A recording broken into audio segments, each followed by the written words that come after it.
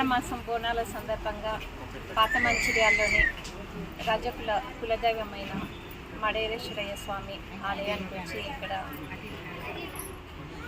పూజ చేయడం జరిగింది.